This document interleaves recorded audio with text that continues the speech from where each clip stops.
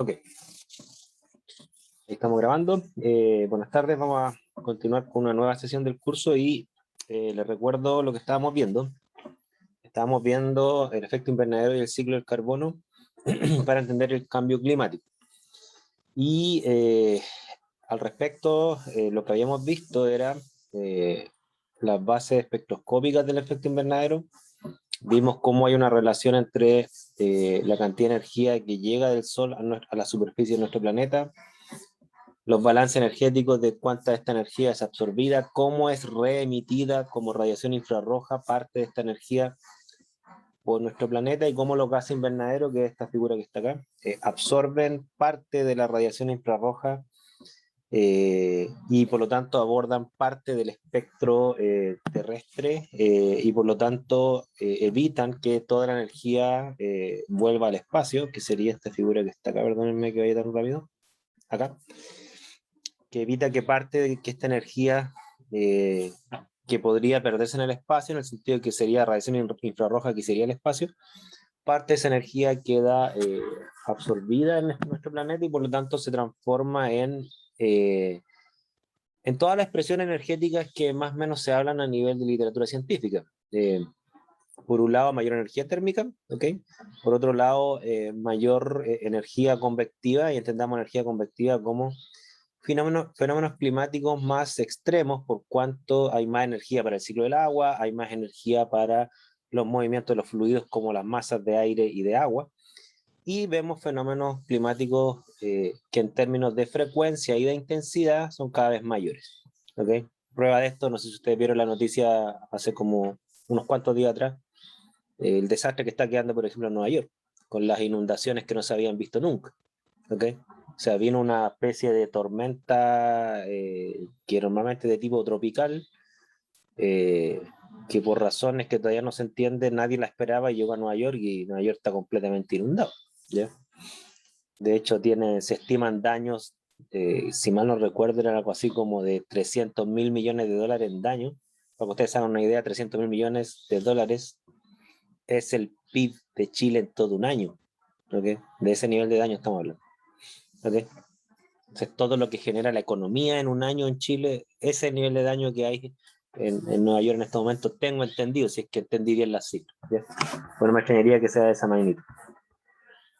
Entonces, claro, el tema es entender entonces que, si bien es cierto, este es un fenómeno natural, el efecto invernadero es un fenómeno natural que es positivo, por cuanto si no existiera el efecto invernadero, la temperatura superficial de nuestro planeta sería aproximadamente menos 15, menos 18 grados Celsius, y gracias al efecto invernadero hay 15 grados, pero claro, nosotros hemos ido incrementando la tasa de absorción IR, principalmente por el incremento de algunos gases invernaderos que hemos alterado mucho, que es el dióxido de carbono principalmente, que tiene una banda de absorción que la acabo de marcar en azul, el metano. ¿Okay? ¿Hemos incrementado otros gases invernaderos? Sí, pero estos son por lejos los que tienen mayor proporción, sobre todo el dióxido de carbono, y lo que vimos en la clase pasada también era por qué habíamos incrementado el dióxido de carbono, y aquí, perdonen, bueno, vimos los ciclos del carbono en todos los estratos ambientales, cómo se presenta el carbono y cómo se distribuye, las reacciones químicas de precipitación, las de ácido base y las de combustión y fotosíntesis. Y no sé si alcanzamos a ver esta diapo, creo que no. El ciclo del carbono en estos balances de masa, entendiendo que estas flechas reflejan solamente el balance de masa, pero detrás de esto hay cambios químicos principalmente, no genera un desbalance de carbono al atmosférico enorme. Si es que no lo vimos en la sesión pasada, lo voy a explicar nuevamente, si no lo repetiré. Y es lo siguiente, de que si nosotros consideramos el ciclo del carbono como una unidad de flujo que es de petagramos de carbono por año, ¿okay? Pues bien, vemos que las principales reservas de carbono en los estratos ambientales, si ustedes miran los números, estarían mayormente en la superficie de los sedimentos, ¿no es cierto? 1750 petagramos hay ahí, si tomamos como base de cálculo un año. también está el permafrost, ¿no es cierto? Que tengo entendido que es una especie de metano congelado bajo la superficie terrestre. Los suelos también retienen de 1500 a 2400. Pero si ustedes se fijan, lo que hay en la atmósfera, que es lo que tiene que ver con el efecto invernadero, hay muy poco. Hay 589 petagramos, más o menos 240, obviamente que los intervalos son bien amplios, porque esto varía mucho, pero estamos hablando que son un par de órdenes de magnitud menor que lo que hay en los océanos, ¿no es cierto? Y lo que hay en el fondo del océano, 37.000, ¿se fijan?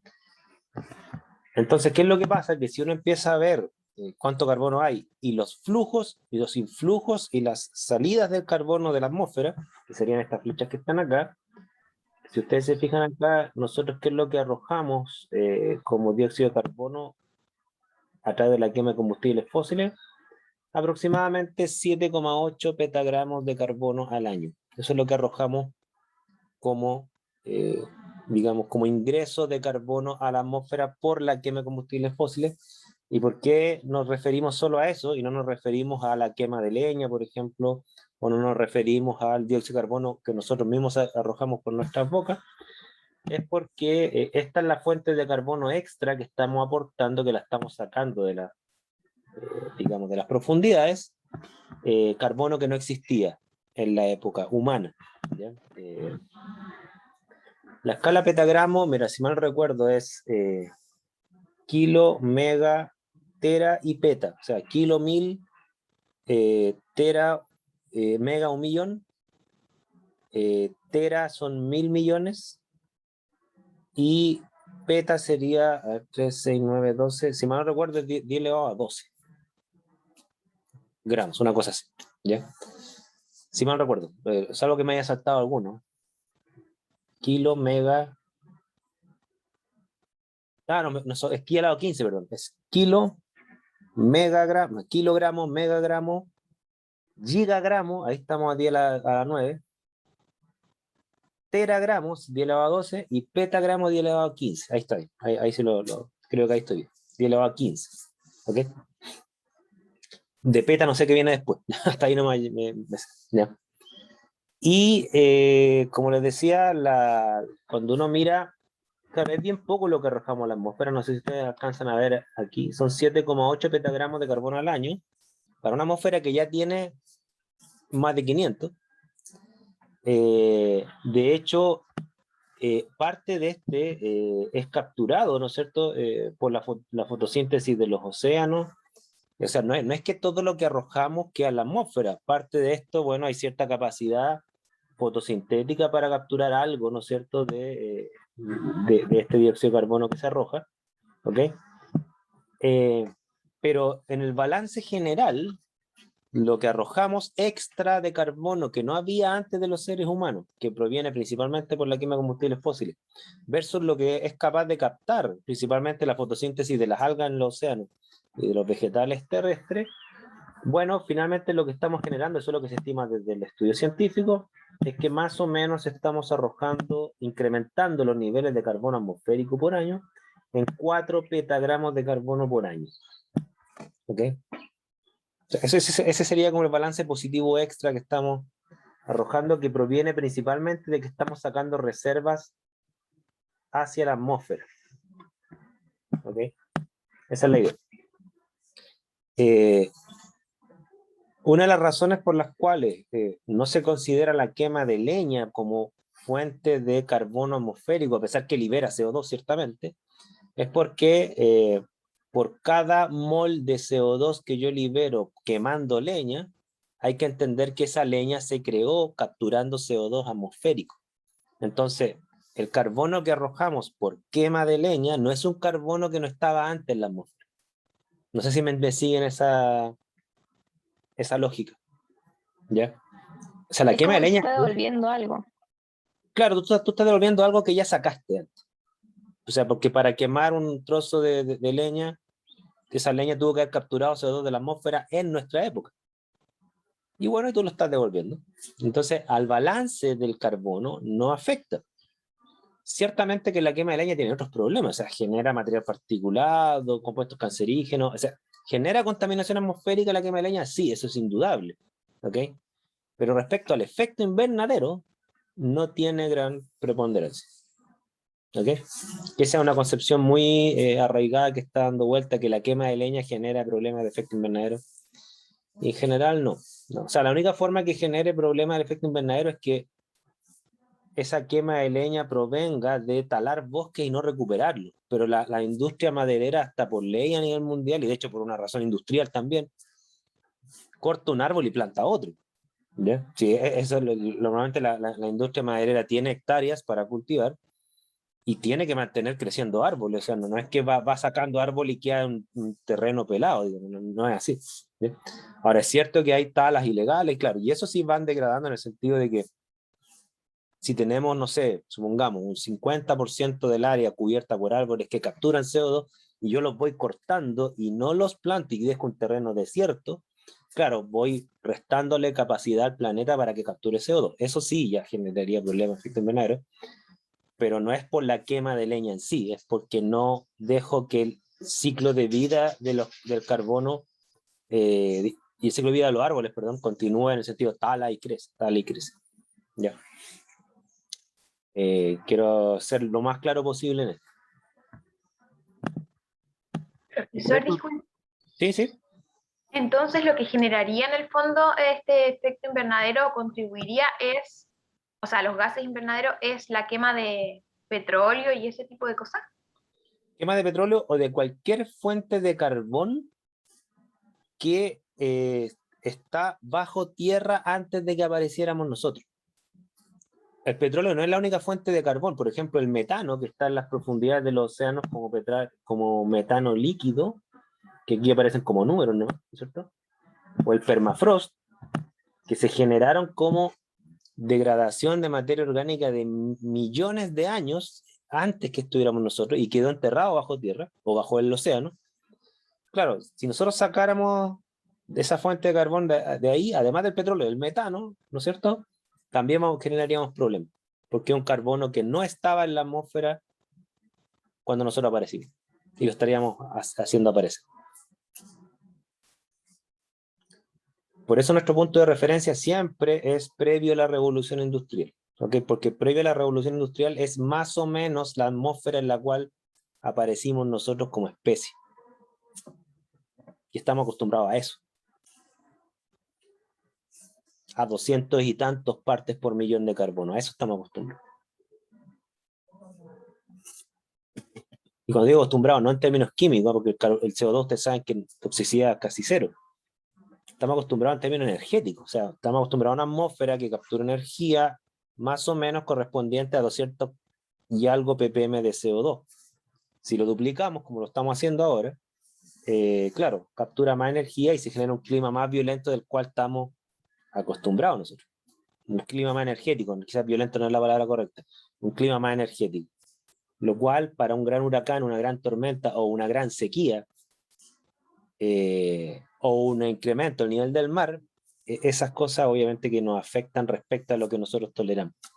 Entonces, por eso esta discusión es bien precisa, ¿ya? Aquí Nicolás me dice si la revolución informática, ¿cómo afecta el ciclo del carbono y el efecto invernadero, ya que es nueva revolución? Depende de lo que entiendas por revolución informática, Nicolás, porque la revolución informática tiene como, o sea, el desarrollo de la informática, desde mi punto de vista, tiene como algunos aspectos positivos y otros negativos respecto al efecto invernadero. Por ejemplo, la revolución informática, como toda revolución tecnológica, consume mucha energía. ¿Ok? Y, bueno, vamos a ver quizás ahora incluso, si ustedes ven las estadísticas no solamente nacionales, sino que las internacionales, más o menos un tercio de la energía, o casi entre un tercio a la mitad de la energía a nivel mundial, se produce por quema de combustibles fósiles. Entonces, claro, si tú tienes una revolución tecnológica como la informática, que consume mucha más energía, vas a tender a generar más CO2, porque las fuentes de energía son de combustibles fósiles, muchas de ellas, no todas. ¿Okay? Pero, por ejemplo, bien llevada, y eso nos pasó como un efecto colateral positivo de la pandemia, nos dimos cuenta que gracias a esta revolución tecnológica, muchas cosas que antes las hacíamos a costa de viajar, ahora no las hacemos viajando, sino que lo hacemos en línea, como esta clase, por ejemplo. O sea, por ejemplo, yo en estos momentos, el día de viaje que me ahorré hoy, porque puedo hacer la clase con ustedes en línea, no digo que es bueno hacerlo en línea, estoy diciendo que lo estoy haciendo en línea, nada más que eso. Estoy diciendo que es bueno hacerlo en línea. Bueno, ahorró un viaje. Y los que hicieron la evaluación parcial 1 y cuantificaron cuánta energía consume por viaje, muchos se olvidaron de hacer ese cálculo, se habrán dado cuenta que de todo su consumo energético diario, el transporte es lejos el que más energía consume en una rutina diaria. Lejos. Sí, a mí, como viajaba en auto, me consumía, era casi el 80%. ¿Sí? De ahí tuve que dividirlo en todos los que viajábamos en el auto, pero no bajó mucho, era como 50. ¿Sí? Sí, mira, a la mayoría de ustedes les dio algo así como, redondeando, 100.000 kilojoules, así, algunos le dan, no sé, 30.000, otro le da 80.000, otro le da 120.000, dependiendo en qué viajaban y la distancia. Pero en general a ustedes les da más o menos 100.000 kilojoules un viaje a la U. Insisto, algunos mucho menos porque viajan 5 minutos en transporte público, a otros mucho más porque se demoran 1 hora en llegar y van en un auto solo. Pero estamos hablando de que 100.000 kilojoules cuando las personas como ustedes, que son la generación que más energía consume en la historia, ¿no es cierto? Porque tienen mucha tecnología asociada, muchas comodidades. Generalmente a ustedes en kilojoules les daba así, 30.000 a 50.000 kilojoules de consumo fuera del transporte. Eso les daba. ¿Ya? Entre la calefacción, la ducha, que eran las cuestiones que más consumían, ducha, calefacción, el refrigerador, ¿no es cierto? Eran las cosas que más consumían energía. Pero si sumamos todo eso generalmente daba lo mismo o menos que el transporte. ¿Ok? Entonces, claro, desde ese punto de vista, Nicolás, yo creo que la revolución tecnológica ha traído, y conectado sobre todo con la pandemia, nos ha traído ciertos aspectos que estamos ahorrando. Estamos ahorrando energía de transporte. Ahora me temo que cuando pase la pandemia completamente, no sé si vamos a mantener esta misma eficiencia energética de transporte. Yo creo que muchas cosas van a volver a como eran antes, lamentablemente. Yo sé que aquí hay una tensión entre lo que es una docencia de calidad, que tiende a ser mejor presencial, versus lo que es consumo energético de los que tenemos que viajar, que somos casi todos, a nuestros puestos de trabajo. Entonces, ¿dónde está el punto de equilibrio? Nadie no sabría decirlo. Ya, yo personalmente me la juego, creo yo, con que quizás la docencia presencial se concentre en algunos días y la docencia no presencial, la que pueda ser no presencial, se mantenga y uno tenga que viajar, no sé, de 5 días a la semana, a lo mejor tenga que viajar solamente 2 o 3 a la universidad. No digo trabajar 2 o 3 días, el otro día igual no lo va a trabajar, pero sin viajar. ¿Ya?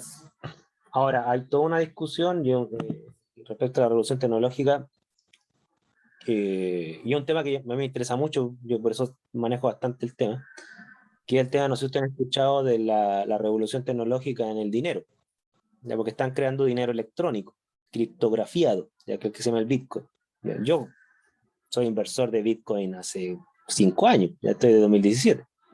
Y claro, hay toda una discusión ahí de que mantener, o sea, generar Bitcoin y mantener la blockchain, que es la que mantiene tecnológicamente el sistema en el sentido de la trazabilidad de los satoshis que se llaman. Claro, eso consume mucha energía, ¿ya? Y hay toda una crítica también ambiental a eso, la cantidad de energía que se consume para crear bitcoins, que eso tiene un límite porque no se pueden crear más de 21 millones de bitcoins, pero aunque se terminen de crear, después mantenerlo, también hay que tener la blockchain funcionando. Pero claro, pero los defensores de esto dicen dos cosas que yo encuentro que tienen razón. Uno, tiene que ver cuánto consume esta tecnología en comparación con cuánto consume el sistema monetario actual. Porque en el fondo el Bitcoin podría reemplazar el sistema monetario actual, podría reemplazar los bancos, podría reemplazar los notarios y podría reemplazar los sistemas de transferencia, así como Western Union. Entonces, claro, cuando uno compara lo que consume Bitcoin, que es mucho, respecto a lo que consume todo el sistema monetario internacional, igual Bitcoin sigue siendo poco. Y la otra cosa que dicen es que la gracia que tiene el Bitcoin es que además aprovecha energía se le llama ociosa. ¿Qué sería una energía ociosa, por ejemplo? Es la que tienen ustedes ahora en sus computadores. O sea, ustedes tienen un computador prendido de 400 watts, 800 watts, ¿no es cierto? De los cuales la energía que ustedes están productivamente ocupando no son los 800 watts, porque lo que ocupan de esos 800 watts es una parte que tiene que ver con la transmisión del video y el procesador que funcione para mantener el video funcionando. Pero el computador como total consume mucho más. Entonces, por poner un invento, ustedes están aprovechando el 30% de la energía del computador. El resto se está perdiendo. Ese computador literalmente se está sobrecalentando. Entonces, muchos dicen que la energía que ocupan tecnologías como esta es una tecnología ociosa. En el fondo, no es que consuman energía a costa de demandar más energía necesariamente, sino que es aprovechar la energía ociosa de muchos computadores. No sé, no tengo tantos argumentos técnicos como para decir que sí es tan así o no. Ya, pero vamos a ver qué dice el tiempo. Ya, vamos a ver qué dice el tiempo. Dudas, consultas, comentarios.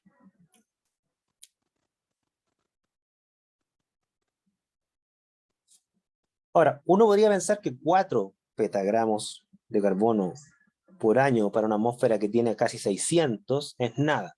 ¿Ok? Sin embargo, piensen ustedes que estos 4 petagramos, que parecería una gotera sobre una tina, ¿ok?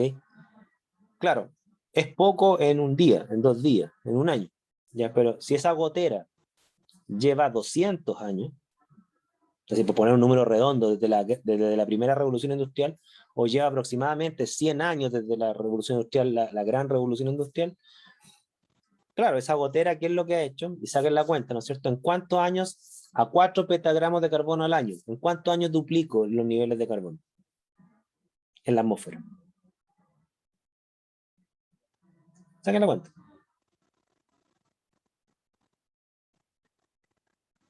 Si yo tengo una atmósfera de 589, 600 petagramos de carbono, y yo le agrego 4 al año, ¿en cuántos años duplico ese nivel? Si ustedes sacan la cuenta, les va a dar un poco más de un siglo. 150 años, ¿cierto? Un poco más de un siglo. Es más o menos lo que ha pasado hoy en día. O sea, hoy día estamos un poquito menos del doble de lo que había antes de la revolución industrial. Y más o menos llevamos casi un siglo de revolución industrial. Entonces los números están cuadrando bastante bien en el sentido matemático de la palabra. El resultado obviamente que no es deseado. Ya. Ese es el ciclo del carbono y esa es la razón por la cual estamos incrementando la magnitud del efecto invernadero. Es importante que tengan en la cabeza. Nosotros no estamos generando efecto invernadero, no es un fenómeno artificial, es un fenómeno natural. Estamos incrementando la magnitud del efecto invernadero debido a que estamos arrojando carbono que no existía en la atmósfera cuando aparecimos nosotros. ¿Estamos?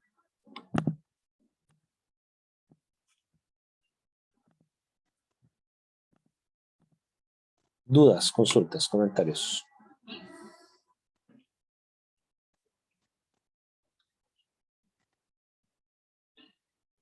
Profesor, ¿Sí? y, bueno, es que seguramente lo explicó en la clase pasada, que no la he alcanzado a ver todavía, Dime, pero dime. ¿cómo el carbono que está en la atmósfera, cómo baja a la Tierra? Mira, de hecho, justo en esta diapo se responde en parte. O sea, tiene varias formas. Una es que vaya a la hidrósfera. Por ejemplo, el CO2 reacciona con agua para formar ácido carbónico. Entonces, literalmente es una solubilización de un gas para formar un ácido. ¿Ok? Una hidrólisis. ¿Ok? CO2 más agua, ácido carbónico. Entonces, el agua ya es capaz de atrapar ciertos niveles de dióxido de carbono por esta reacción de hidrólisis. ¿Ok? La segunda forma de que el carbono puede ir a parar, ya no a la hidrósfera, sino que a la litosfera, por ejemplo, es que el carbono reaccione, por ejemplo, con sales, por ejemplo, suponte un cloruro de calcio, ¿okay? Y te podría formar un carbonato de calcio. Entonces, químicamente la Tierra también tiene cierta capacidad para retener CO2. Pero, ¿dónde están los principales capturadores de CO2, por así decirlo? En realidad, los principales capturadores de CO2, más que en la química, es la biología, es la fotosíntesis, es decir, que es esta reacción que está acá. ¿Ok?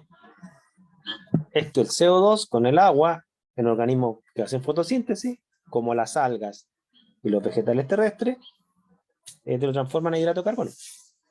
¿Ya? Y ahí te lo sacan de la atmósfera. Lo que pasa es que el petróleo, hay que recordar qué es el petróleo. O sea, el petróleo es materia orgánica que proviene de seres vivos ancestrales que murieron y se degradaron anaeróbicamente. O sea, dicen que gran parte del petróleo fueron árboles gigantes que, bueno, pasó el tiempo, murieron, cayeron, quedaron cubiertos por capas de sedimentos, pasaron a las capas geológicas, estamos hablando de un proceso de cientos o miles de millones de años, ¿no es cierto? Y al estar en ausencia de oxígeno, se degradaron anaerobiamente. Putrefacción, ¿ya? Y es el petróleo. Entonces ahí vienen las principales capturadores de dióxido de carbono. Entonces, claro, si queremos aportar algo a disminuir los niveles de dióxido de carbono, hay que plantar más árboles, es una posibilidad. ¿Ya? No digo que resuelve todo esto en un año, para nada. ¿Ya? Es algo muy, muy lento. La otra forma que se propone para frenar un poco el incremento del efecto invernadero ya no es capturar más CO2, que es una posibilidad, sino que bajar la tasa radiativa de luz solar que nos llega. ¿Ya? Y ahí hay gente que anda proponiendo de lanzar bombas que exploten en el espacio y que dejen como unas esquilas de silicio, así como orbitando la Tierra, partículas muy finitas, ¿no es cierto?, que supuestamente no harían daño, pero reflejarían parte de la luz solar, para enfriar un poco el planeta. Esos experimentos en medio de escala planetaria me dan escalofrío. ¿Ya? Que si salen mal serían catastróficos.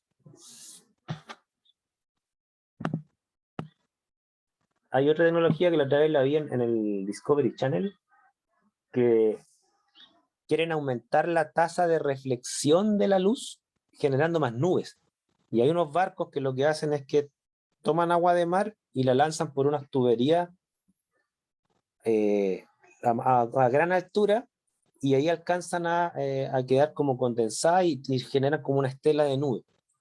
Vean eso, yo lo vi funcionando, o sea, genera una capa de nube gigante. Y efectivamente eso en teoría podría disminuir la cantidad de luz que llega a nuestro planeta. El problema está que generaría una nube de agua salada, que yo no sé qué efecto ambiental tendría sobre el suelo. Esta cuestión si empieza a llover después agua salada, sería una cuestión terrible. Imagínense un suelo que le llueve agua salada. Yo creo que matan ese suelo. Pero bueno, dudas, consultas.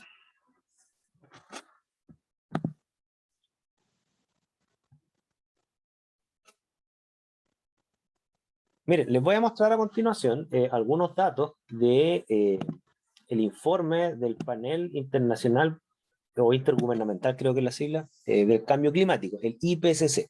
¿Ya? Para que ustedes sepan, el IPCC es una institución que fue creada por bueno, una unión de países, ¿no es cierto?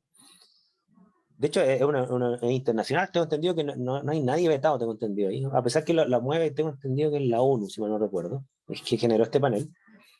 Y la idea es que de este panel es que se convocan a los distintos gobiernos para que designen a generalmente climatólogos, o sea, científicos de esa área, de forma que analicen la literatura científica, la más actual, y que vayan entregando el panorama que hay respecto al cambio climático, y ese panorama en todo sentido. Es decir, los gases invernaderos que hay, cómo han cambiado en el tiempo, cómo ha variado los niveles energéticos que tiene nuestro planeta, cómo cambian las predicciones en función del tiempo, qué fenómenos climáticos se están dando, qué tan asertivos fueron los modelos en el pasado. Un informe muy, muy completo. ¿Ya? Yo tengo aquí algunos datos del informe 2014 y más adelante tengo algunos datos del informe 2021 que fue liberado hace como un mes atrás, ya hace muy poco tiempo. Entonces vamos a ir discutiendo esto y si me da el tiempo le voy a mostrar la página. Si este informe está de libre acceso y se le reconoce, a pesar que yo tengo mis reparos en la forma en que se construye, pero se le reconoce como la base de información más extensa y profunda y de calidad que hay respecto al cambio climático. ¿Ya? No se trata que son estudios científicos realizados por el IPCC, no, son revisiones científicas realizadas por el IPCC utilizando la literatura científica publicada en distintos medios. ¿Ya? O sea, esto no es un centro de investigación el IPCC, Por ejemplo, aquí tienen ustedes cómo han variado las emisiones de gas invernadero, acá está, expresadas como gigatoneladas de dióxido de carbono por año. Es decir, tomaron todos los gases invernaderos y los expresaron como que fuesen dióxido de carbono, o sea, utilizaron esa unidad común por año. Y lo que muestra, por ejemplo, los distintos colores, es que el naranja sería el dióxido de carbono generado por la quema de combustibles fósiles, ¿okay? Proceso industrial. La que está naranja un poco más oscura sería el dióxido de carbono extra que se va sumando, pero que no tiene origen de combustibles fósiles. Recuerden que el dióxido de carbono no solo se genera por quema de combustibles fósiles. Y lo que está en azul aquí, celeste, sería el metano, lo que está un celeste más oscuro sería el óxido de nitrógeno, y lo que está en azul serían los gases clorofluorocarbonados, los cuales también tienen un potencial invernadero, ¿ya? Y si ustedes se fijan, de todos estos gases invernaderos, lejos el dióxido de carbono es el que ocupa la mayor cantidad emitido de la quema de combustibles fósiles, mucho más de la mitad. ¿Ok? O sea, por eso, si bien es cierto, hay más de un gas invernadero, el que nos preocupa mayormente es el dióxido de carbono y en segunda medida el metano. ¿Ok? ¿Se entiende ahí? Profesor, ¿cómo se llamaba la fuente de datos que hace las revisiones? Ya, se llama el Panel Intergubernamental por el Cambio Climático, IPCC. Si quieren le busco la página, denme un segundo. Es bueno que ustedes la revisen, ¿eh? Pero Porque no te como... preocupes, profe. Era para anotar el Ya, nombre. bueno, si tú pones en Google IPCC, report, la primera respuesta que te va a aparecer es, ¿ya? Si es tan popular que sale como respuesta número 1. Es bueno que ustedes la miren, ¿no es cierto? Porque, o sea, ¿por qué? Bueno, no solamente por este curso, es porque la esperanza de que esto se resuelva está en ustedes, no en nosotros. Ustedes van a tomar digamos, el liderazgo de los puestos de poder en 10, 15, 20 años más. Y ahí vamos a estar en un punto álgido de que todas estas políticas que recién se están discutiendo ahora se lleven a la práctica en la realidad. Por ejemplo, una política que a mí me interesa mucho, a pesar que económicamente no sé qué tan factible es que bueno, me gusta la palabra prohíba, pero voy a decirlo así, es que se prohíba el motor de combustión interno, o sea, que los autos no se muevan nunca más, en algún momento, no ahora, en algún momento que los autos nunca más tengan un motor de quema de gasolina. O sea, se proyecta que de aquí a 20 o 30 años ya no deberían producirse más automóviles de ese tipo. Esas son las proyecciones económicas, no son proyecciones políticas, no son proyecciones de puras ganas, no, se proyecta porque se están dando las condiciones económicas para que eso ocurra. Está bajando mucho el precio de la energía alternativa y como esto se alimenta por corriente y mucha de la energía eléctrica surge de energías no convencionales o renovables, por lo menos, ¿no es cierto? La tecnología también ya está, han mejorado mucho la tecnología de las baterías, entonces bueno, se proyecta eso. De hecho ya, como discutíamos en la otra clase, ya existen autos eléctricos que si el precio del Bitcoin llega a $1.000.000 me voy a comprar uno, que es un Tesla.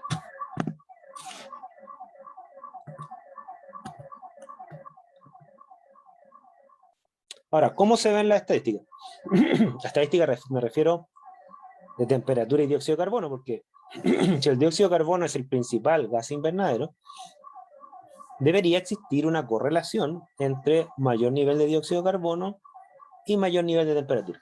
Ya, esta que estoy mostrando ahora es de 2014, es medio antiguo. Déjame saltarme una diapositiva porque tengo este mismo gráfico al 2021. Si ustedes se fijan, este gráfico está medio desactualizado. Llega más o menos hasta poquito después del año 2000, tener la idea. ¿Ya? Dejen saltarme unas diapositivas. Porque esto lo pegué así ahora último, ¿no? En un segundo.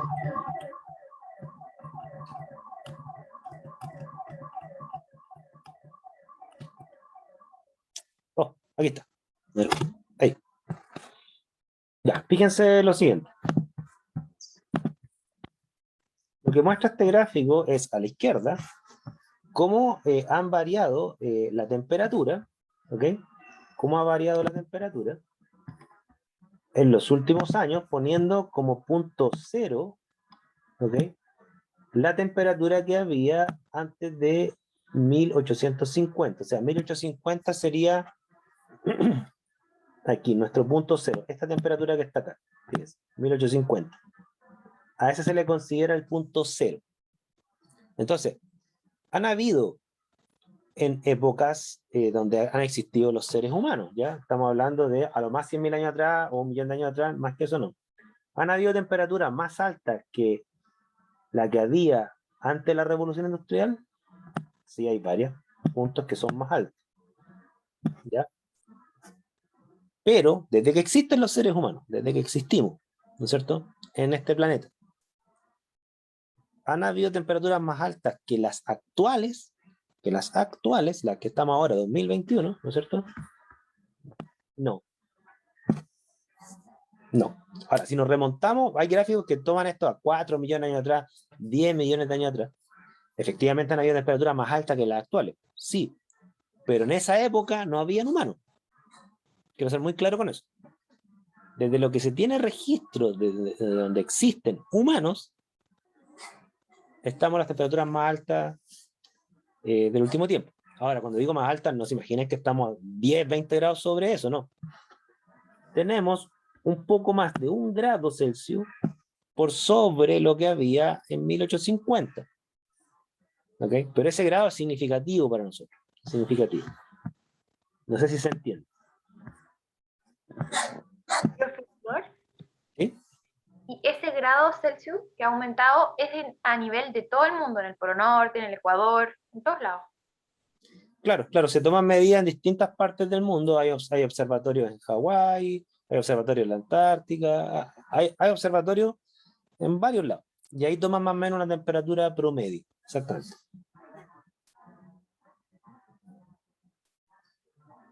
Hay incluso observatorios flotando en el océano.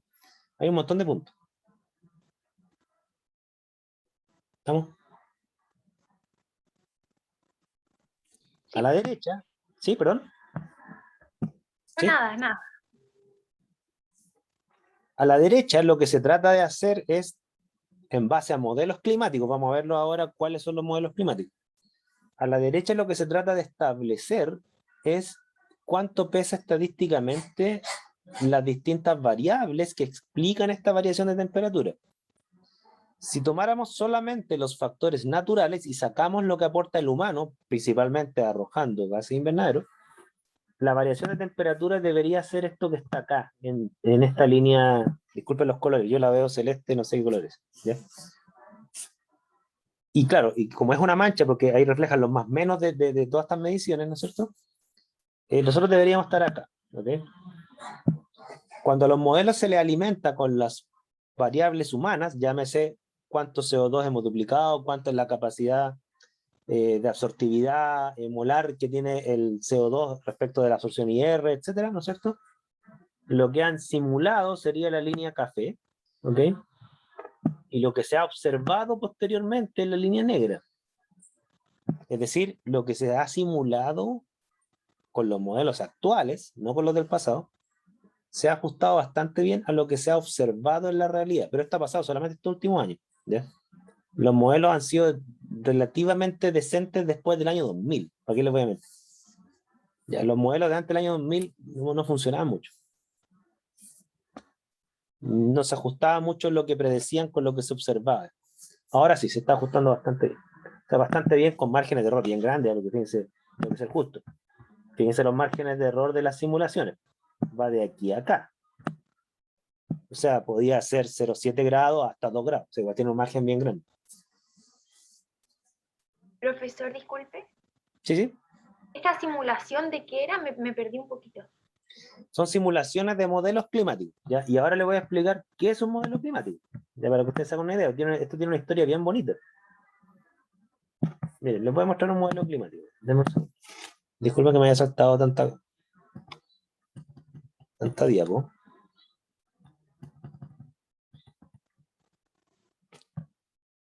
Miren, aquí tiene usted el primer modelo climático. No el primero, disculpen. No es el primero. Fue uno de los primeros, ¿ya? Y si ustedes se fijan en el apellido, A los químicos nos suena bien conocido este tipo, Arrhenius, ¿ya? La historia de los modelos climáticos se remonta a Fourier, 1820, por ahí, ¿ok? Tyndall, ese famoso aparato que nosotros ocupamos, creo que es para el punto de fusión. Arrhenius, Armstrong, ¿no es cierto? Hay varios científicos de renombre que han estimado la variación del clima, ¿ok? Yo tomé el modelo de Arrhenius porque, bueno, encontré un paper de Arrhenius con la historia de él bien bonita, y siempre me llamó la atención qué diablo hacía Arrhenius con modelos climáticos. Yo decía, este tipo no es del área de entender lo que era un ácido, no sé, cosas por el estilo, era como de química.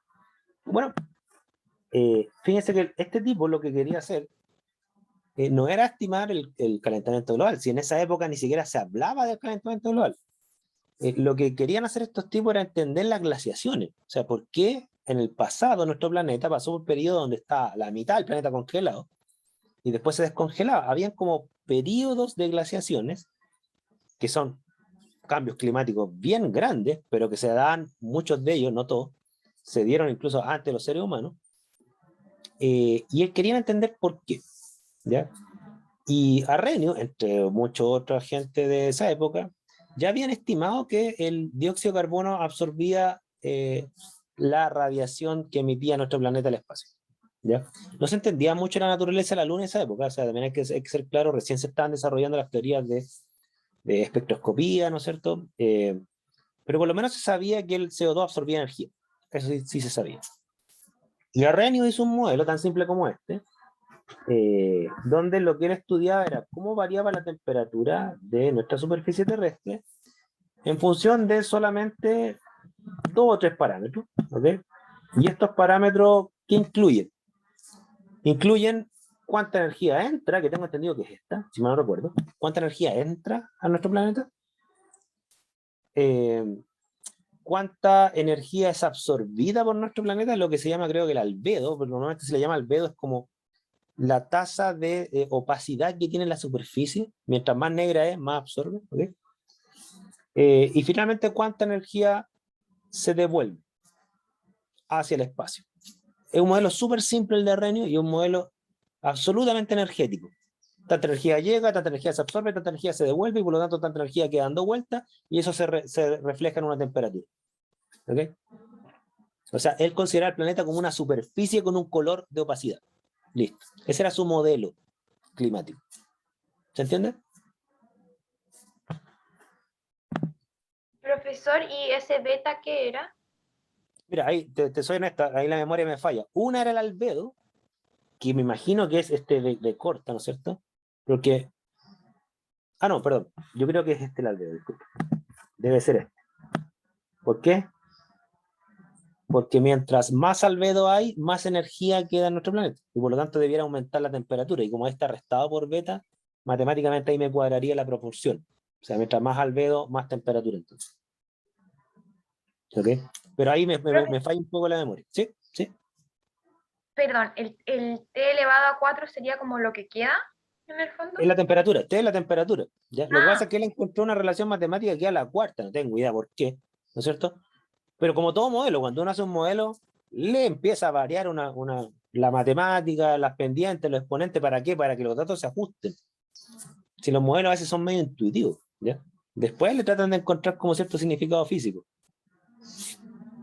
Y lo que yo quiero que ustedes vean es que el modelo de Arrhenius era energético, tanta energía llega, tanta se absorbe, tanta se refleja, y por lo tanto la temperatura me debiese de dar en una proporción como se plantea así. ¿Ok? Ahora, lo interesante que tiene este modelo es que Arrhenius empezó a hacer predicciones con este modelo. ¿Okay? Y aquí les voy a mostrar una tabla que aparece en uno de los papers de Arrhenius. Yo me encontré el review de la historia de Arrhenius en este paper, ¿ya? Y esta es una tabla, ¿ya? Publicado en 1896. ¿Qué muestra esta tabla? Y aquí se la explico porque no es tan fácil de entender. Él dijo, mira, supongamos que la cantidad de CO2 que hay ahora, que estoy vivo, ¿no es cierto? Le ponemos un valor de 1. Entonces, si es que los niveles de CO2 del pasado fuesen menos 0,67, es decir, el 67% de los niveles de CO2 que está ahora que estoy vivo yo, Arrhenius me refiero, ¿lo ves? Bueno, ¿qué es lo que predice mi modelo?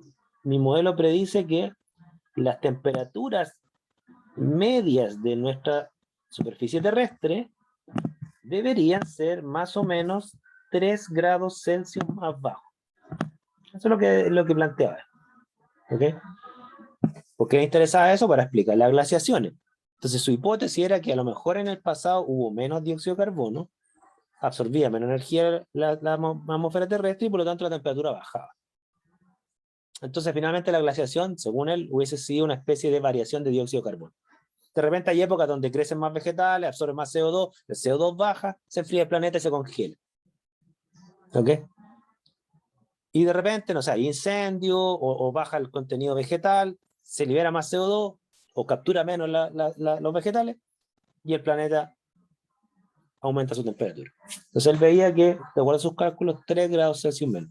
Esto está separado por estaciones, ¿ya? Por estaciones del año, ¿sí? Como otoño, invierno, primavera, verano. ¿Okay? Esas eran sus predicciones. Ahora, lo interesante del caso de Arrhenius es que él decía, mira, si los niveles de dióxido de carbono actuales se duplicaran, que sería esta que está acá, que es más o menos lo que estamos llegando ahora, repito, los niveles de Arrhenius habían, creo que no sé si 220 o 240 por ahí, partes por millón de dióxido de carbono, y hoy día hay 414, fue la última vez que revisé, podemos revisarlo ahora, la NASA tiene un medidor así en tiempo real, ¿ok? Estamos casi al doble. ¿Sí? ¿Sí? ¿Sí? En la época de Arrhenius ya podían medir la cantidad de dióxido de carbono que había Sí, en la sí, atmósfera. sí, sí. Sí, sí, se podía ver. Tengan en cuenta ustedes que hay muchas formas de medir el dióxido de carbono. La forma más arcaica que hay, y yo creo que Arrhenius eso lo tenía súper claro, el maestro de la química ácido base, es que dióxido de carbono más agua es ácido carbónico, te baja el pH. Entonces tú puedes tener una medida indirecta de los niveles de dióxido de carbono que hay, midiendo el pH de un agua pura, por ejemplo, o del pH de un hielo descongelado. Es una forma de verlo, ¿ya? Entonces a mí no me cabe duda que Arrhenius esa cuestión la tenía más clara que yo, ¿ya? Si él es el que casi inventó esa teoría, ¿sí? Ahora, hay muchas formas de hacerlo, ¿sí? Muchas formas de hacerlo. Nosotros ahora tenemos medidas de millones de años atrás. Fíjense que nosotros no tenemos acceso a la atmósfera que había hace millones de años atrás, pero ¿cómo sabemos los niveles de dióxido de carbono que habían hace 5 millones de años atrás? Tomando la tasa de carbonatación que hay en las estalactitas, tomando el pH de los hielos, de testigos de hielo que tienen varias capas que reflejan varios años atrás. Hay muchas formas de estimarlo. Son medidas indirectas, pero bastante confiables. ¿Dudas? Consultas. Profe, no entendí muy bien lo de los 3 grados menos y me interesa harto, lo encontré bien interesante, si me lo pudiera explicar de nuevo. Claro, lo que pasa es que como Arrhenius tenía en su modelo, él tenía anotada la variable de cuánta energía absorbía la atmósfera, ¿no es cierto? Porque su modelo era energético, tanta energía llega, tanta absorbe la superficie, tanta va a parar al espacio y una cantidad X es absorbida por la atmósfera. Bueno, ese modelo lo tenía clarísimo. Pero él sabía además cuánta energía absorbía el dióxido de carbono, cuánta energía infrarroja. O sea, no sé si le llamaban infrarroja en esa época, pero él tenía cuantificado de cuánta energía absorbe el dióxido de carbono atmosférico. Entonces, él incluía la variable dióxido de carbono en su ecuación, bajo el entendido que si bajaba el dióxido de carbono, el valor de la variable de absorción de atmosférica iba a bajar. O sea, menos dióxido de carbono, menos absorbe energía a la atmósfera. Esa la tenía clara.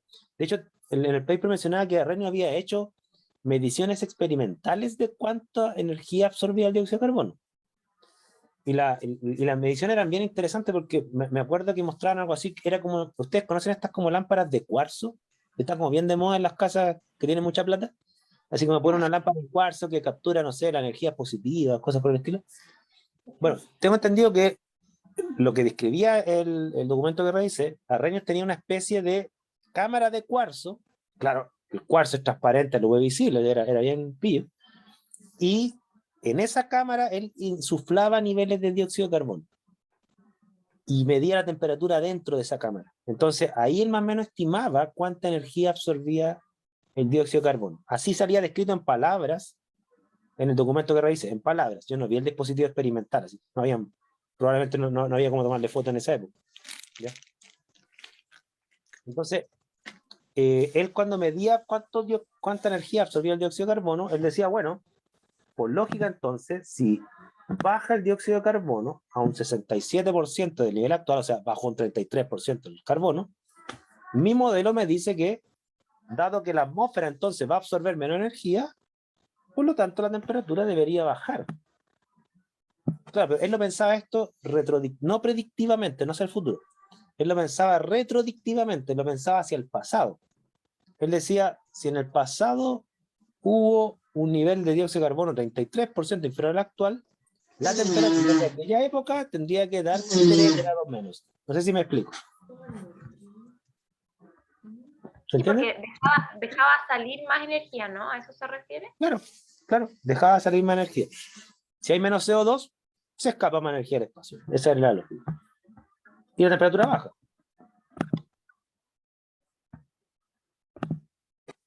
Y ahora lo ¿Sí? entendí, profe. Muchas gracias. Y pensaba al revés, ¿no es cierto? Nosotros lo pensamos al revés, porque a nosotros nos preocupa el calentamiento global, no las glaciaciones. ¿Okay? Yo marqué este dato, que es 2. ¿Por qué 2? El doble de niveles de dióxido de carbono que había en la época de Arrhenius, que es más o menos lo que tenemos ahora.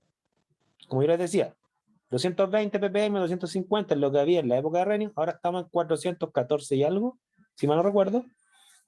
Estamos casi llegando al doble, o sea, estamos cerca de acá, y aquí es donde el modelo de Arrhenius cae.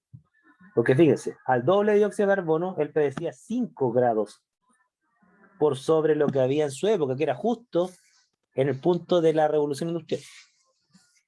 Lo publicó esto en 1896, la revolución industrial, la inicial, comenzó en 1850, o sea, todavía no había gran cantidad de industria, la curva no se disparaba mucho, y ahí no le acertó para nada.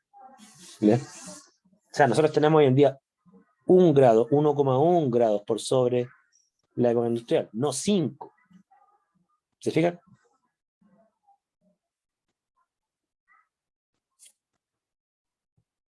Ahora, cuando yo... ¿Sí? Dale, dale. Este modelo entonces no se toma en cuenta ahora. No se toma en cuenta, pero hay que sí ser justo en el mérito, ¿ya? O sea, ¿de qué punto de vista? El modelo de Arrhenius tiene un par de limitantes, ¿ya? Pero son limitantes que serán propias de la época. Es decir, ¿qué es lo que no considera el modelo de Arrhenius? Un montón de cosas no considera. Por ejemplo, no considera que parte de la energía que llega a nuestro planeta no solamente se absorbe por nuestro planeta y se devuelve. Nuestro planeta no es solamente una superficie opaca, ¿ya? Tiene fluidos, tiene líquidos, gases, y parte de esa energía se ocupa para movilizar masas de gases, masas de agua, el ciclo del agua. Entonces, no toda la energía se transforma en energía térmica. El modelo de él consideraba que toda la energía que quedaba aquí era energía térmica, y listo. Y no, pues, mucha de esa energía no es energía térmica, es trabajo, movimiento de masas de aire, lo que se llama convección física. Entonces, claro, el modelo de Arrhenius no consideraba eso. Ahora, uno puede decir, ¿pero no lo sabían? Yo creo que en esa época la física estaba suficientemente madura para saber eso. Pero ¿cuál es el problema? Creo yo. Y esto que le voy a decir no es solamente una especulación, ¿eh? Les voy a mostrar después mis pruebas de esta afirmación. En esa época era muy difícil trabajar una matemática de modelos más compleja que eso. Porque tengan en cuenta que no habían computadores. Entonces, cuando yo tomaba un modelo matemático ahí, después tenía que hacer los cálculos a mano. ¿Ok? Entonces, claro, si ustedes quieren ponerle más variables para reflejar la complejidad climática, donde hay muchos más fenómenos que los radiativos, ¿ok? En esa época no se la podían. Yo no sé si habían calculadores en esa época. Supongamos que sí, ¿ya? Pero tampoco va para tanto. Entonces, los modelos, la complejidad matemática de los modelos, también es proporcional a la capacidad de cómputo que tenemos como humanidad, tecnológicamente hablando. Y de hecho los mejores modelos que aparecieron después del año 2010 aparecieron porque la computación le permitió trabajarlo. ¿Ok? Porque una cosa es escribir un modelo y otra cosa es hacer cálculos con ese modelo. ¿Ya? Y siempre hay una barrera de la capacidad de cálculo que tenemos. ¿Ya? Entonces, claro, ¿qué voy a ocupar a Renio? Yo sin calculadora, no sé, con suerte puedo sumar, multiplicar, restar y dividir, así está todo reventar. No podría sacar ni una raíz cuadrada, imagínense. Y aquí hay que sacar una raíz a la cuarta. ¿Sí? ¿Cómo lo hacen sin calculadora? Era mucho más difícil, limitante. Claro, pues imagínense ustedes, nosotros a mano podemos hacer re pocas cosas. Yo tuve mi profesora ahí de doctorado, que siempre la admiré intelectualmente. Ella es la única persona que yo conozco que hacía cálculos de logaritmos al ojo. Si uno le ponía 3820 y decía esto es 10 elevado a 4,2. Y uno queda así, como diablo lo hizo. ¿Ya? Yo con suerte sé el logaritmo de 1000, así. 3. Listo. Pero el logaritmo de 1020 ya morí. Bueno, vinieron varios modelos posteriores que empezaron a incluir más complejidad. Es decir, por ejemplo, empezaron a incluir variables de humedad y presión. Porque la atmósfera tiene, o sea, si yo quiero considerar el efecto de la energía sobre su relación con la presión atmosférica, porque de la presión atmosférica dependen los vientos, por ejemplo, bueno, tengo que incluir la presión. Entonces, los modelos empezaron a incluir la presión. Y aquí tienen ustedes algunos modelos, ¿no es cierto?, de 1967, y los modelos predecían, y aquí que me costó mucho entender este gráfico, predecían, por ejemplo, acá, que cuando los niveles de dióxido de carbono llegaran a 600 partes por millón, bueno, aquí no se ve, aquí habría que hacer suma acá, la temperatura iba desde aquí 150 hasta acá 600, una cosa así. O sea, variaba muy poquito. Yo tengo la tabla más adelante, creo, porque en gráfico no se ve, hay que hacerle un zoom en gráfico y no se ve. Creo que estos modelos ya hacían predicciones no de 5, sino que de 2,8 grados a los niveles de dióxido de carbono actuales. Que son, igual siguen estando sobreestimados, pero están mucho más cercanos a lo que realmente observamos ahora. O sea, mientras más variables van incluyendo, se están ajustando más las predicciones. Aquí yo les puse un modelo más simple que incluía la presión, que el modelo de Arrhenius no considera. Y mire, y aquí hay una historia que también es bien bonita, que en esa época, estamos hablando de 1960, 1969, se sabía que Venus, el planeta Venus, ¿okay?, que está después de Mercurio, recuerden, Mercurio, Venus, Tierra, ¿no es cierto?, que Venus tenía una temperatura inusualmente alta. De hecho, la temperatura de Venus era más alta que la de Mercurio, siendo que Mercurio está más cerca del Sol. Entonces, como que no cuadraba. Y uno de los tipos que postuló que la atmósfera de Venus debería tener gran concentración de gases invernadero para explicar su alta temperatura fue Carl Sagan, el de la serie Cosmos. De hecho, fue su tesis doctoral. Y él utilizó los modelos climáticos, los que habían en su época, para decir, dado que la temperatura de Venus es, creo que son 400 y tantos grados Celsius, ¿ok?, los niveles de gas invernadero de Venus deberían ser del orden de, y él hacía sus cálculos.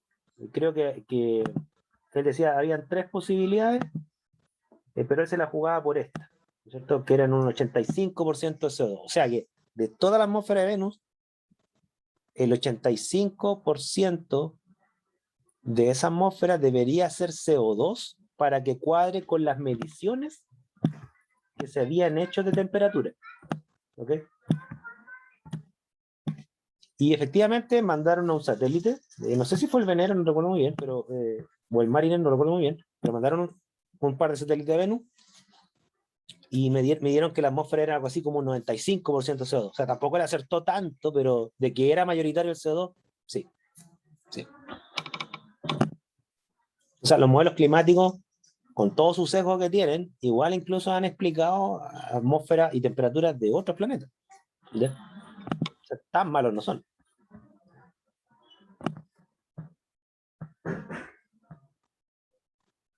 Aquí me pregunta Christopher si esa era la tesis doctoral de James Pollack.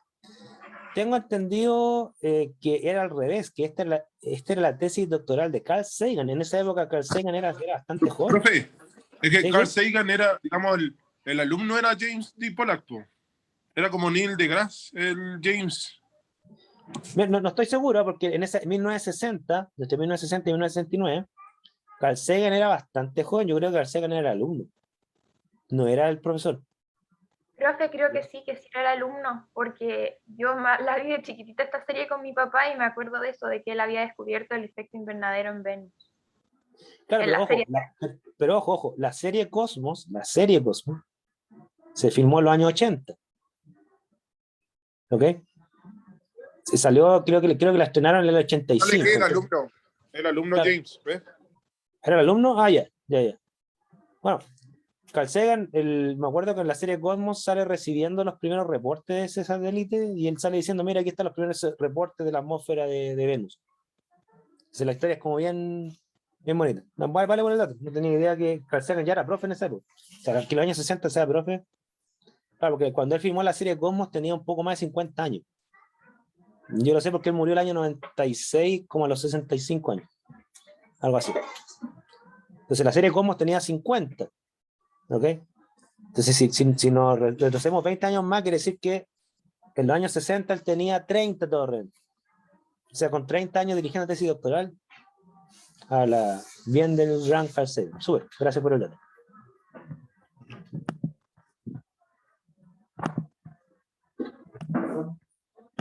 Entonces, se fijan, se fue aplicando.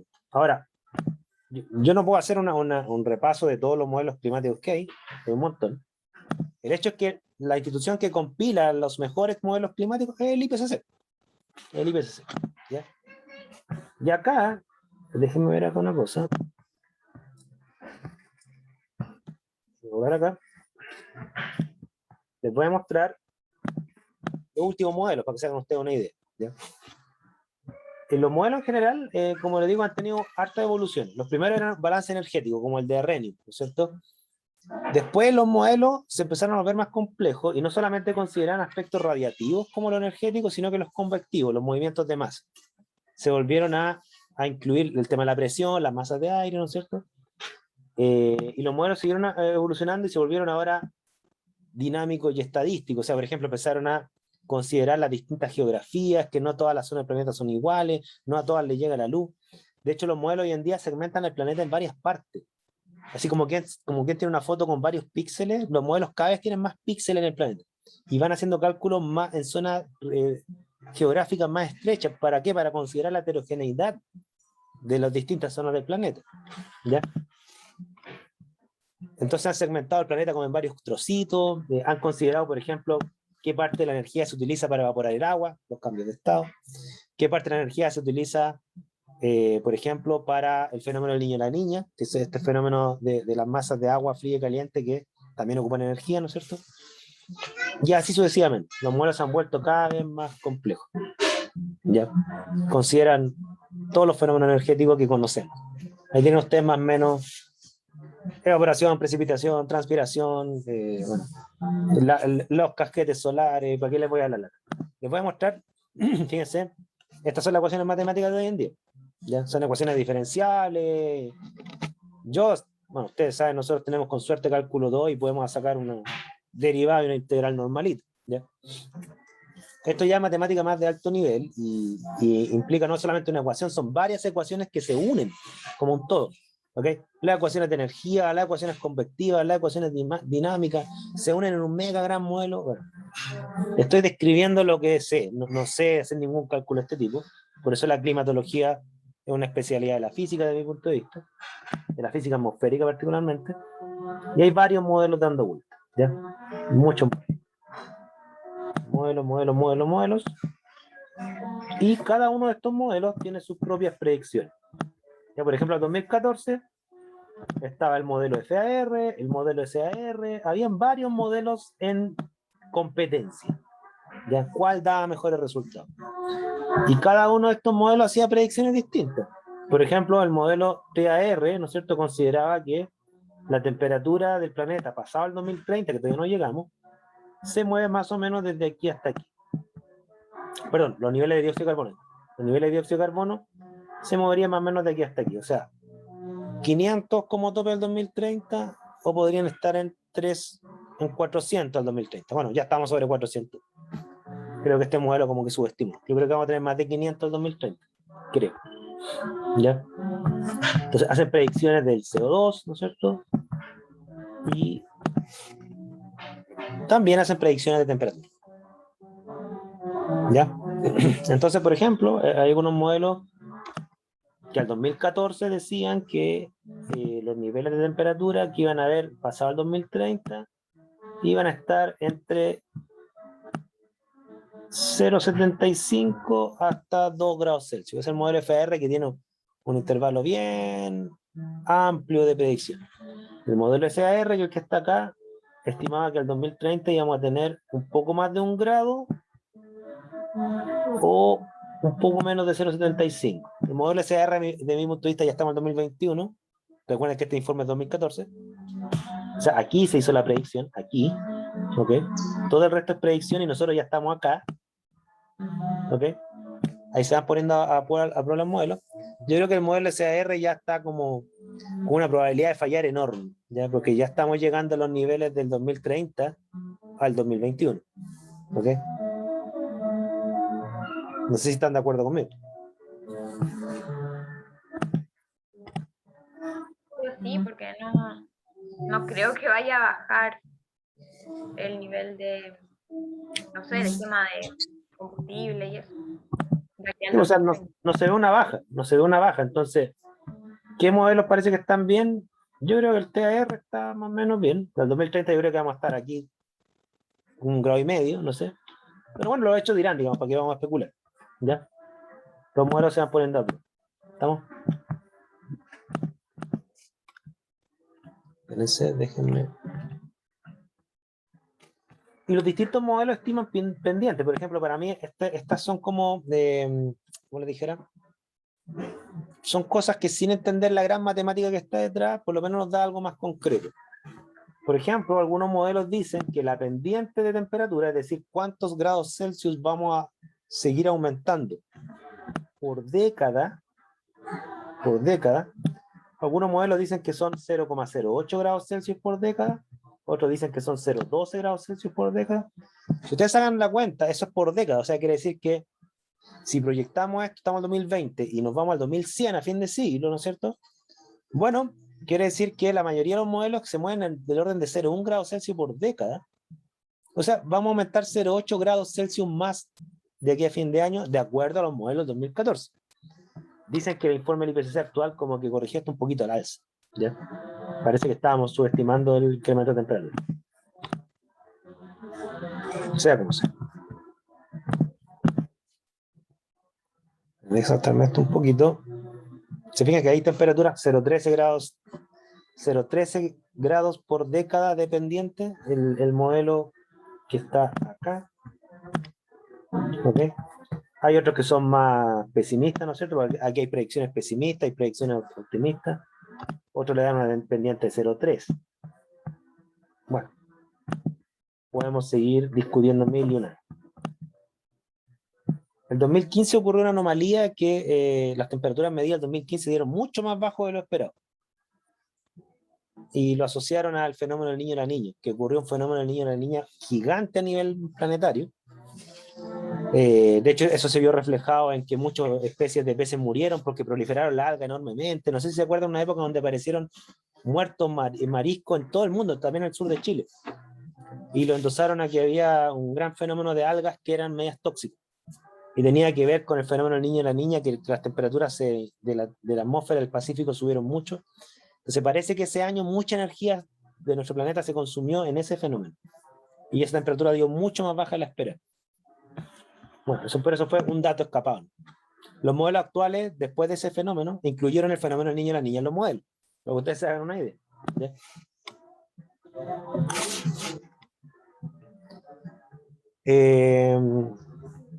Quiero ver una cosa acá.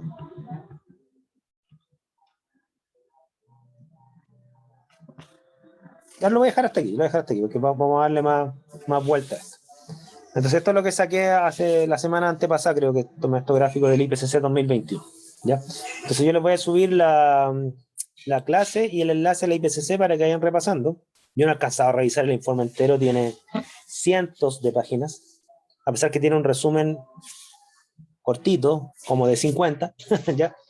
Donde uno puede ya empezar a buscar algunos gráficos. Si ustedes encuentran algunos gráficos interesantes que quieran compartir o discutir, veré lo que puedo hacer. Tampoco les digo así que entiendo todo el informe. Hay cuestiones que son súper de física atmosférica que escapan a lo que yo domino yo. Pero la gran mayoría de los datos sí son entendibles, creo yo.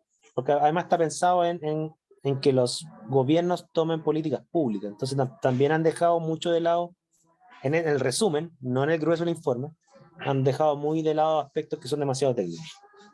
¿Ya?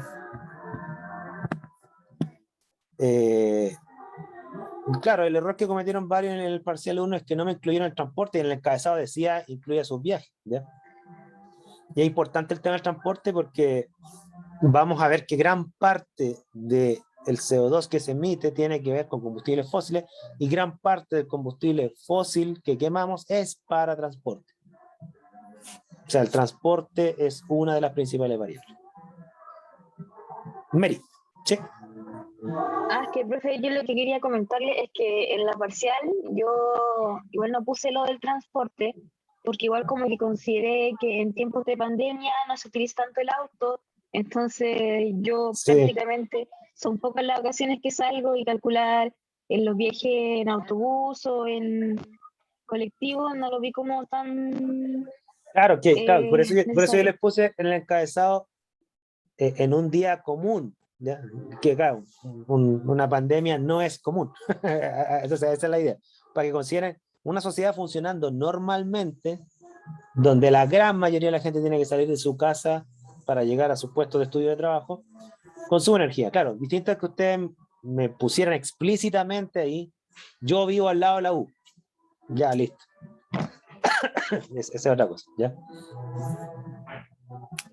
Sí, hay una parcial, Nicolás, que se subió la semana pasada. Pero si te la perdiste, voy a hacer una parcial. ¿Sí? Profe, sí sé, pero le pregunto si ya la evaluó como la están comentando. No, la estoy terminando de evaluar, probablemente se la mande mañana. Pero ya me sé la respuesta a la mayoría de ustedes. ¿Ya? Profesor, ¿Sí? disculpe, las pruebas que no son como parciales, son pruebas así como escritas o cómo son. O No, trabajo. las parciales son trabajos que se mandan para el hogar para que ustedes lo trabajen más o menos en una semana. Y tiene que ver con aplicar lo que hemos visto en el curso. Distinto es la global. La global es un trabajo que va a hacer una especie de documento o video de divulgación de un caso ambiental. ¿Ya? Pero no hay Que pruebas. no hablaba, ¿no? Claro, pero no hay pruebas así escritas, así como responda esto en 1 hora y media. No. Lo tenemos en el curso. Ya.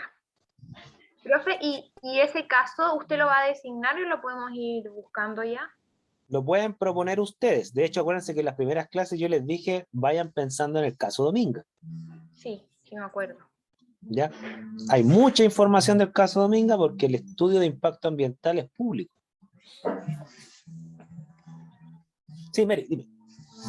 Profe, pero ¿tiene que ser un caso para todo el curso o cada uno tiene que ver un caso? Como Cada en el uno caso tiene que de estudiar un caso. Claro, cada uno Ya. tiene que estudiar un caso, a pesar que ustedes son varios, entonces probablemente voy a ver que lo hagan de a dos. Ok. Me di cuenta ahora que estoy corrigiendo las parciales que no termino nunca. Recién me acabo de dar cuenta que ustedes son como casi 30. Profe, entonces, si es que es de a pareja, ¿podemos ya empezar a buscar compañeros? Sí, por supuesto. Por supuesto. Ahora, si alguien lo quiere hacer solo, lo hace solo, sola, ¿ya? Pero por pareja puede ser, ¿ya? Y vayan buscando un caso que tengan información. Ahora, obviamente que ese caso lo van a poder analizar cuando avancemos en el curso, porque tenemos que ver química atmosférica, química del suelo, química de ecosistemas acuáticos. Como veamos, todo eso van a estar en posición de entender la complejidad de un problema ambiental, ¿ya? Pero ya van a empezar a buscar información por lo menos.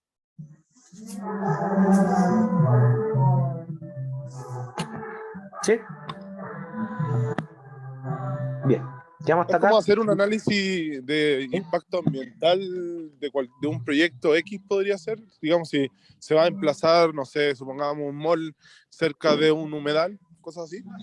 No, o sea, yo no estoy pidiendo que hagan un trabajo de qué pasaría si hacemos esto, ¿ya? No, estoy diciendo que ustedes analicen un caso que ocurrió, ¿ya?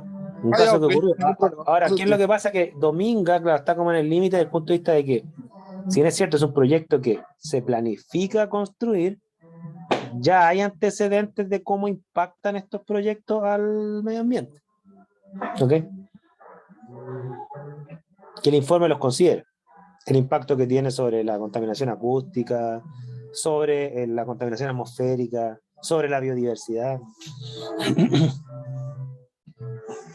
¿Estamos?